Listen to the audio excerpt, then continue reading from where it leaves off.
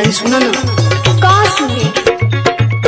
पगहा पीरितिया के तोड़ दिहलू ये हो, पगहा पीरितिया के तोड़ दिहलू हो, काहे बकरी चरावल गोरी छोड़ दिहलू। काहे बकरी चरावल गोरी छोड़ दिहलू, काहे बकरी चरावल गोरी छोड़ दिहलू।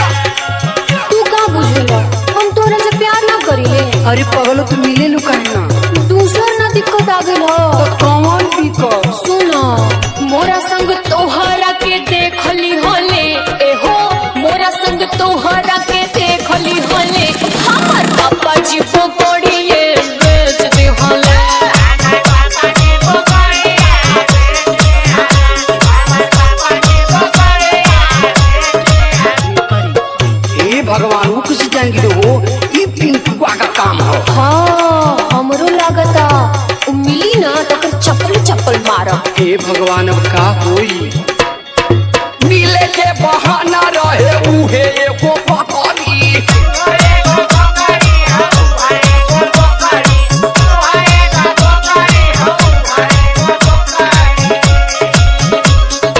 लागता कि पिंकू वाला गवले बाटे लकड़ी, लगौले बाटे लकड़ी, लगौले बाटे लकड़ी, लगौले बाटे लकड़ी, लगौले बाटे लकड़ी।